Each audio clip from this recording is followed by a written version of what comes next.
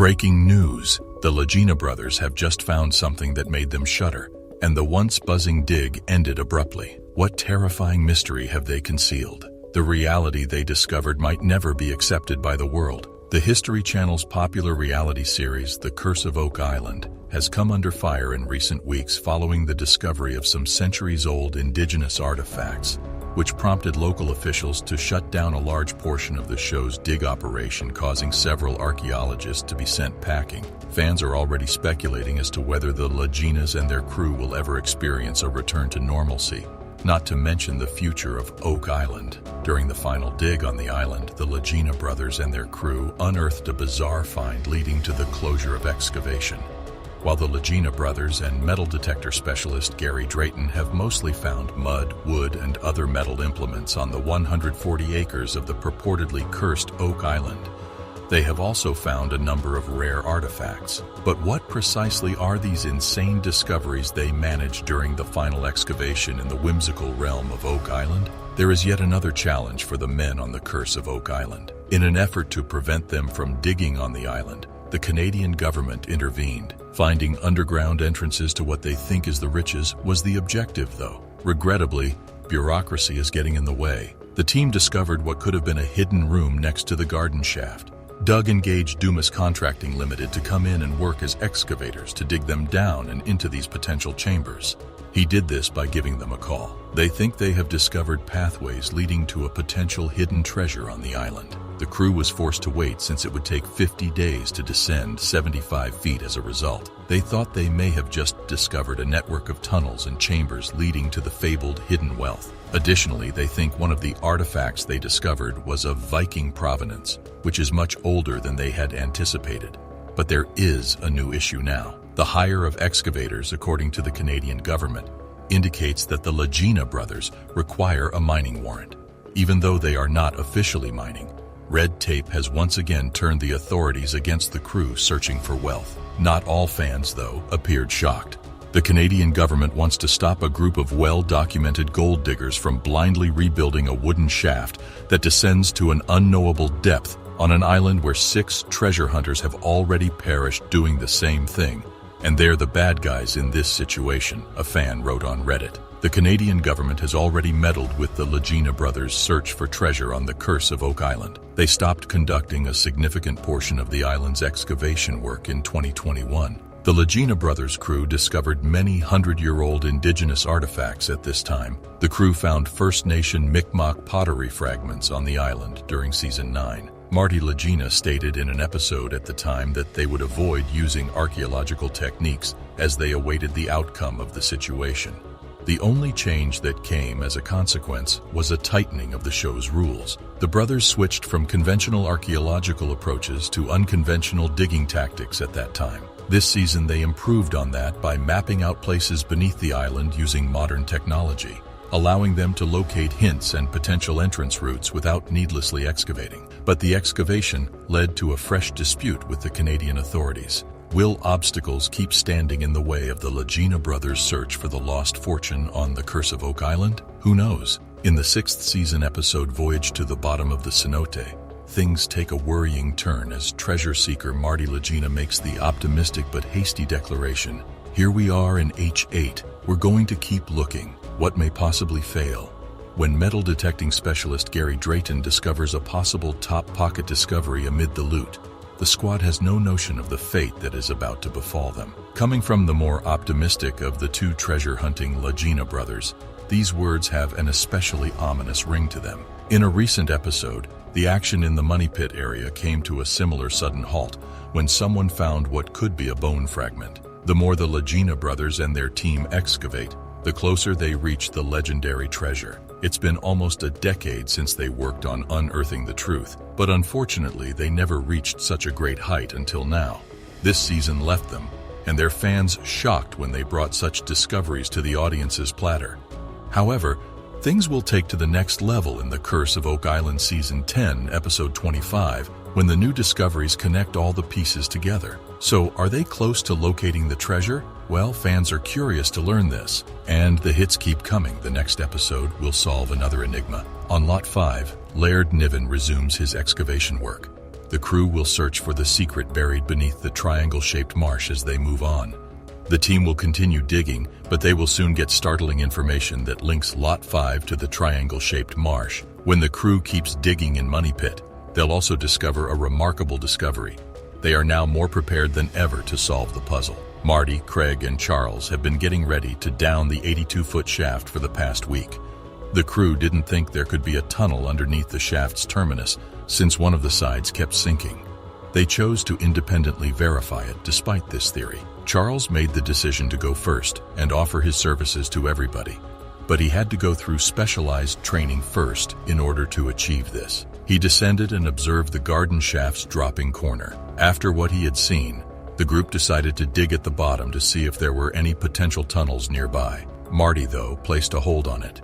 He intended to perform a self-check but needed more time to complete his dedicated training. Meanwhile, Alex, Rick, and Peter traveled to Italy to consult Umberto Musa, a specialist in coins and artifacts from antiquity. He examined the coins and found Oak Island had some ties to the Roman Empire as well. This happened as a result of one of the coins being a Roman coin. Byzantine gold coins were weighed against another coin to determine whether or not they were genuine. Laird Niven's continuing drilling on Lot 5 resulted in their most recent finding. In the meantime, Rick kept searching for answers in the area known as Nolan's Cross, but for the time being, the group keeps looking into the enigmatic circular depression in the marsh. They discover ceramic shards and charcoal fragments that they surmise may be remnants of a cooking pot or a campfire. The lead artifact that was discovered in the swamp is examined by experts in the war room. They think it is a lead cross and that it was probably made in France. This could be proof that the French had anything to do with the Oak Island enigma. The group looked for tunnels beneath the garden shaft using a probing drill. They discovered a little quantity of wood that could be proof of a tunnel. This time, Gary Drayton uses a metal detector to check the recent spoils while the heavy equipment operator continues his work. Two substantial iron spikes that Gary immediately finds are both dated to the 1700s. If the artifacts are actually from the 18th century, the narrator speculates that Smith's Cove flood tunnel builders rather than the Truro Company, who built Shaft 5 in 1850, are more likely to have left them behind. Later that day, Marty Lagina and Craig Tester participate via Skype at the War Room meeting of the Fellowship of the Dig. The crew is informed by Marty and Craig that they just met Jeremy Church, a geophysicist working for Eagle Canada's seismic exploration business, who appears in Season 6, Episodes 1 and 3. The data from the extensive seismic survey of the eastern half of Oak Island that Church and the rest of the Eagle Canada team completed back in Season 7, Episode 6 has finally been analyzed. The information points to the existence of an anomaly at a depth of around 60 feet close to the southeast corner of the cave-in pit. The anomaly significantly resembles the Smith's Cove flood tunnel since it is linear and looks to be moving toward the Money Pit. Remember how GPR specialists Steve Watson and Don Johnston found several subterranean anomalies close to the cave-in pit in Season 7, Episode 2? One of them was located at a depth of 82 feet, and the other was located at a depth of 91 feet. Following exploratory drilling, it was discovered that 4 feet of sand were present between 99 and 109 feet below the surface. Remember to subscribe to the channel for more blues from the world of mysteries. Today, Oak Island is still a fascinating location where tourists may follow in the footsteps of the pioneers by exploring the Money Pit's depths and taking in the incredible find that permanently altered the course of history. The island serves as a reminder that there are still mysteries to be solved, secrets to be revealed, and treasures hiding in the most unlikely locations. Click on the island. His net worth has skyrocketed since joining the show, as he has been in over 160 episodes. Rick is estimated to have a net worth of around $20 million. Glass from the 18th century was recently discovered deep within a cave. Both professionals, scientists, and other researchers are interested in this unexpected discovery. With the arrival of Craig Tester, who works with Rick and Marty Lagina, as well as fellow landowner Tom Nolan and other members of the team, the study into the enigma known as the Great Quadrilateral is resumed. Approximately 32 feet long and composed of stones, the object in issue may have been created hundreds of years ago, according to Fred. He drew a diagram in the 1990s, and the crew is now excavating the northeastern part of the quadrilateral. They are trying to find out who created it and why in the hopes of discovering these things. Treasure hunter Gary Drayton will examine the finds for important hints and indicators of the location of the treasure as metal detectorist Billy Gerhardt excavates the feature. This finding might offer the team yet another nugget of knowledge on the period of time during which this feature was created. They dug deeper and tried to raise something, but it was a big curved piece of iron, and it was incredibly difficult. An 18th century glass was discovered in a rectangle that was dug up deep during the excavation. Due to the way it was coiled, its size and its weight, they claimed that when the piece of iron arrived there, it reminded them of a chunk of a cannonball. This was brought on by both the size and weight of the particle. One of the crew members disclosed that he had been successful in finding a sizable number of them in the southeast region of the country. It may or may not be true, in Rick Lagina's opinion, that this finding could offer a significant hint as to who created the so-called Great Quadrilateral. But it's likely that Rick Lagina is right to make his assessment. In that situation, it becomes much more intriguing to think about the topic of what exactly its aim was. This would be a great site to find any wealth that may have been taken to Oak Island and buried there in the past. They all reached the same conclusion after something was pulled up, and then something else was reburied in the same spot. This is definitely unique. They hope to find additional artifacts and come to their own conclusions about what they may mean, since they thought there might be other boulders, and they also thought there might be. The team is currently working on the southern half of the feature, after just finishing the northern portion, where they found several items that may be of great interest. The mystery further intensified and grew more perplexing as they descended beneath the stone layer.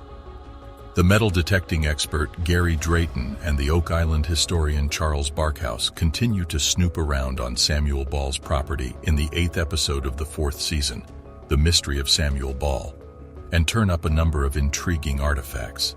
This ongoing inquiry is known as the Mystery of Samuel Ball.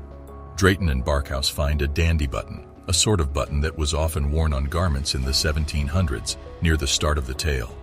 They rapidly uncover several coins from the 1700s with King George II's image, as well as a lead ingot used to make musket balls.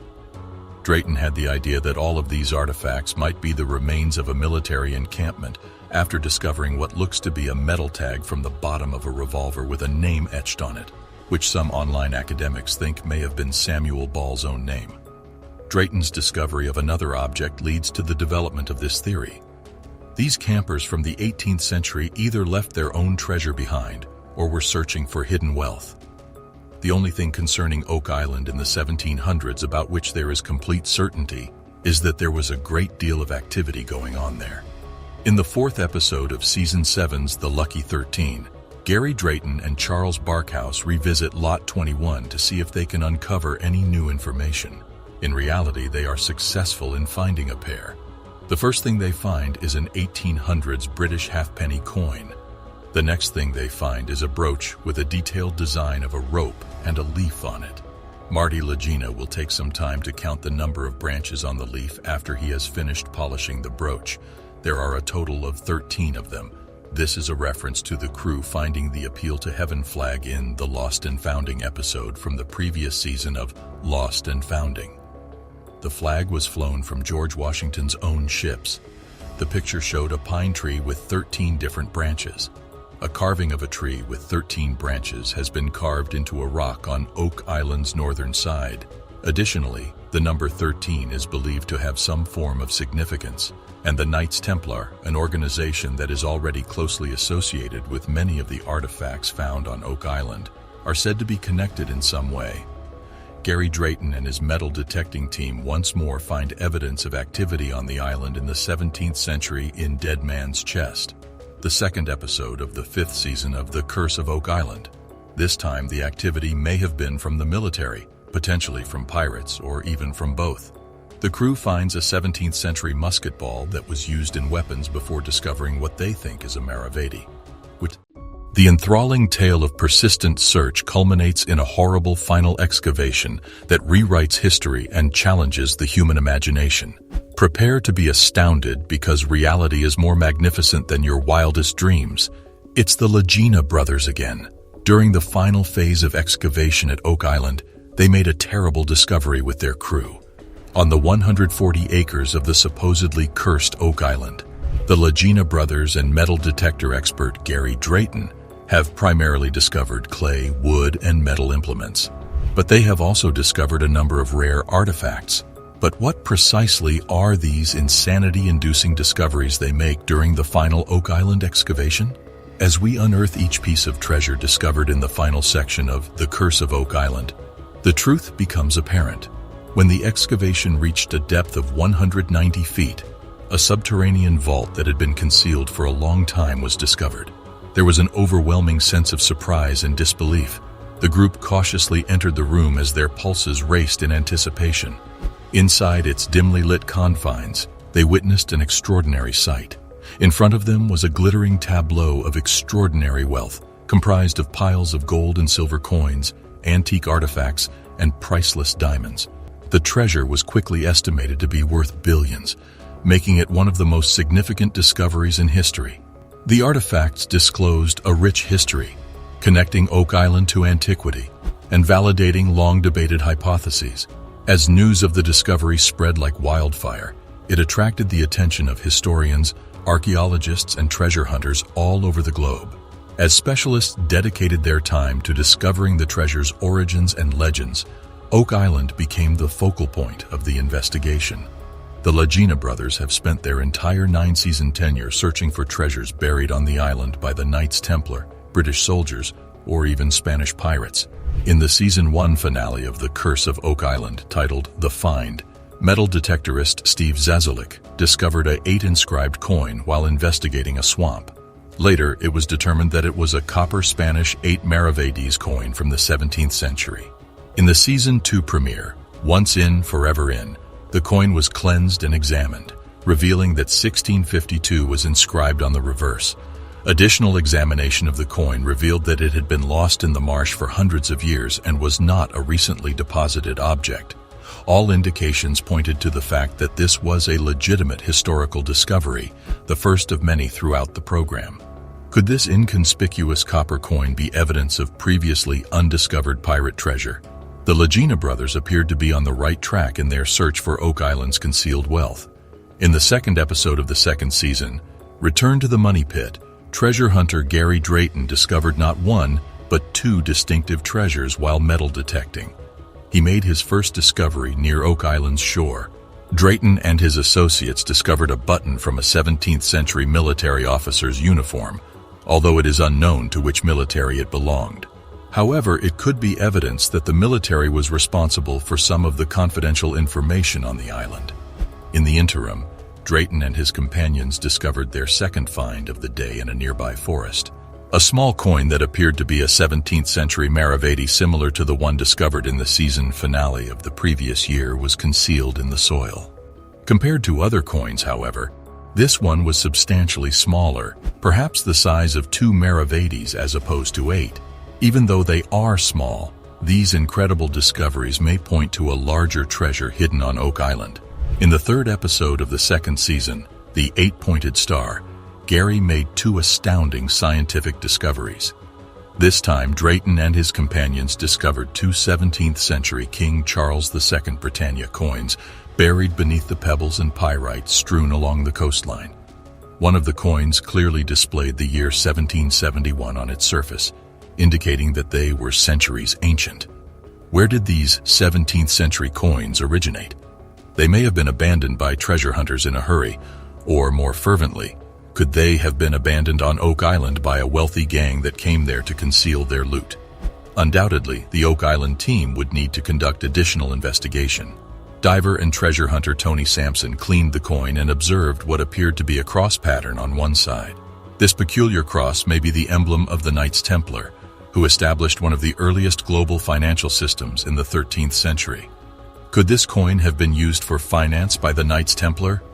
Who can say? What initially appeared to be the discovery of a small Spanish maravedi coin may in fact be a crucial clue leading to a large amount of Knights Templar treasure concealed on Oak Island. In Circles in Wood, the 6th episode of the 4th season, Gary Drayton, along with associate producers and fellow treasure hunters Jack Begley and Alex Lagina, conduct metal detecting on land formerly owned by former slave-turned-caduceus farmer Samuel Ball. Drayton and his companions initially uncovered a piece of chain buried in the ground, but as they continued their investigation, they eventually uncovered a small copper and bronze ring. They persevered, confident that they were on the correct track, and uncovered a coin that could be hundreds of years old. Samuel Ball, one of the wealthiest residents of Oak Island, owned 36 acres of the island. Did cabbage cultivation contribute to this wealth? Or maybe Ball discovered a treasure? These discoveries could represent a minor portion of the Oak Island treasure ball. Gary Drayton, a metal detecting specialist, and Charles Burkhouse, an Oak Island historian, continue their investigation of Samuel Ball's property in Season 4, Episode 8, The Mystery of Samuel Ball, where they make a number of intriguing discoveries. The first item that Drayton and Burkhouse discover is a gentleman button, which is commonly found on 1700s clothing. They soon unearth numerous King George II coins from the 18th century, as well as a lead ingot used to create musket balls. Drayton hypothesizes that these artifacts are the remnants of a military camp, after uncovering what appears to be an engraved metal tag from the bottom of a handgun. Were these campers from the 18th century searching for forgotten wealth or abandoning it? In the 1700s, the only thing that can be said with absolute certainty is that Oak Island was extremely active.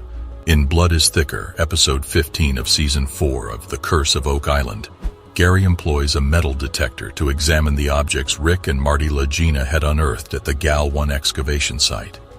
They initially assume it to be a coin, but quickly realize that the word plated is engraved on it.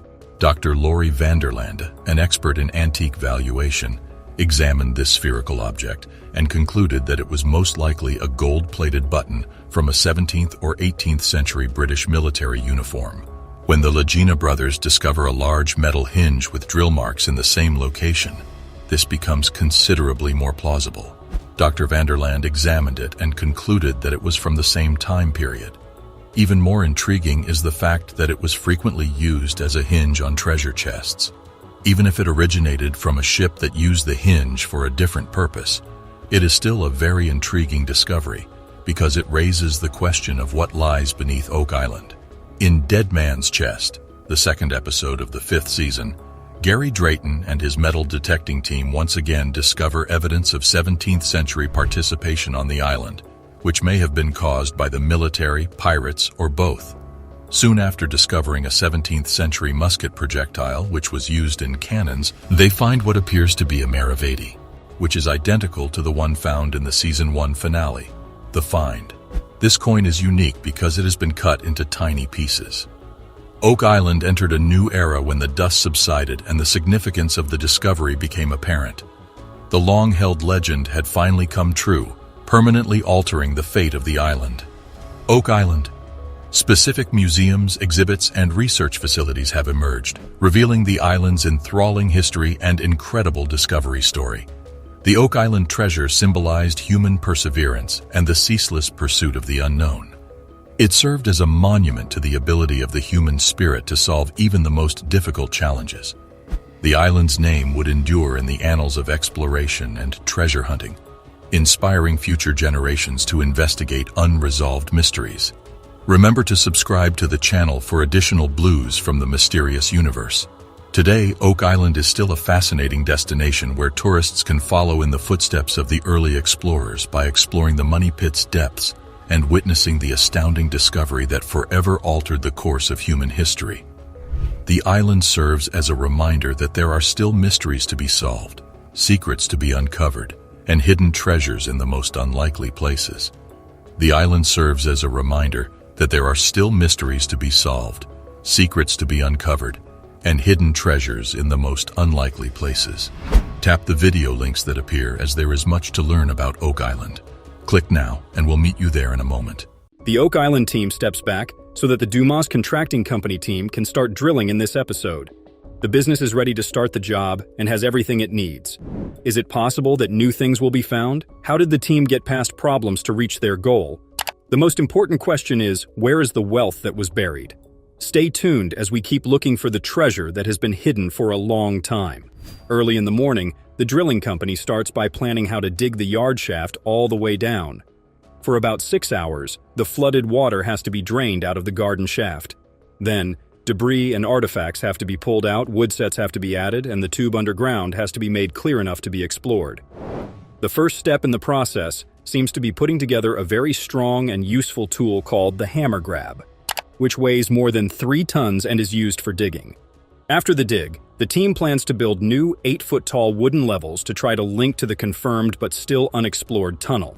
Different artifacts found by the Oak Island team during their past drilling have proven that the tunnel is there. Some of the water that was pumped out has been seen and studied so far and found to contain gold and other things. But there is one thing that stands out from what they saw. The water that was covered in gold didn't seem to come from the garden shaft. Instead, it seemed to come from the baby blob, which is west of the garden shaft. It was found that the baby blob had the most metal and other artifacts compared to other parts of the money pit, through past study and excavation efforts. The team has a lot of hopes for both during and after the addition of the shaft area. A lot of people are positive, excited about the discoveries that will be made, and interested in where they came from. The team was able to figure out the right way for their excavation work by looking at maps and past observations of the land. The garden shaft was the best place to begin the addition at any height and on a flat surface. With this going on, an area of up to 80 feet can be dug up, explored, and watched. This is a large underground area that should yield many artifacts during the process. One thing is certain about this whole operation: good things will happen, even though the team will face some problems along the way. Another good thing is that some problems are easy to solve with the help of the team's partners at Dumas Contracting Limited. The drilling company is helpful when there is no way to get to places with a lot of metal materials. They can also help with additions if needed. If we're lucky, no prize will be forgotten and the chances of finding the lost treasure are higher than ever. The Dumas team starts the job on a good note, ready to find out more. A few hours into the workday, some team members met in the war room as normal. But this time, it was to have a meeting with someone from Ideon Technologies. The purpose of the meeting was to go over the scientific reports of the money pit. A lot of the Oak Island team seems worried about what the reports might say. The study was mostly useful, and the Ideon Technology team worked hard to make sure it was correct. In the money pit area, the tech team put about 14 monitors into 5 boreholes. It's very, very deep, but most of the sensors were only 80 to 250 feet below the ground. This is very, very close to the tube. It wasn't just recently that the investigation was done. It happened as early as 2021, and it took almost 2 years to do all the necessary studies. This means that the report's conclusions are not based on quick observations, but on thorough study and testing. Based on the story, it looks like the sensors could pick up muons even when they were buried several feet deep. The representative said there were specific things to look for, like suits, voids, tubes that cross at the money pit, and strange things happening underground. The reports were shown clearly, showing how full the money pit was. The 3D picture shows that the areas with moderate density are yellow, the areas with low density are blue dots, and the areas with high density are orange and red. Based on how you look at it, places with a high density are more likely to have treasures, while areas with a low density are more likely to have tunnels, voids, or vaults. Based on the picture, the result is good overall. What should be the baby blob was found about 65 feet below the money pit, west of the garden shaft. There was a lot of stuff there. More than 112 feet below the surface, however, there is a low-density area. The team has a conflict of interest because the results mean they might not be able to get to the high-density area because Dumas Limited is still running. Luckily, this isn't the only place where there are a lot of people. An oddity was found about 85 feet southwest of the garden shaft and 230 feet below the money pit. It had a much higher density than other places. This information makes everyone think of their potential. It looks like Oak Island might have more than one prize. This fact has never occurred to searchers in the past or present until now. The team is willing to learn more about what has been found and agrees to use careful digging to try to find out more about the island. As the minute went on, another report was made about an odd, low-density area that Oak Island's team seemed to have looked into. It's different from other low-density, concentrated areas because it seems to cover a mythical, important spot. There have been many attempts to find Aladdin's cave, but it has been hidden by the void for a long time. The L15 hole was drilled, and a big hole was cut at the SDW of the garden shaft just a year ago. The cave was about 40 feet long and 12 feet wide, and there were drawings and other signs of human activity inside. When people were asked about the water in Aladdin's cave, they said it was heavily contaminated with heavy metals, and it looks like the water has some gold in it. It's possible that the cave has been found before, but if not, it has now because all the signs point to it being the right place for the mythological place to be. The report from Idion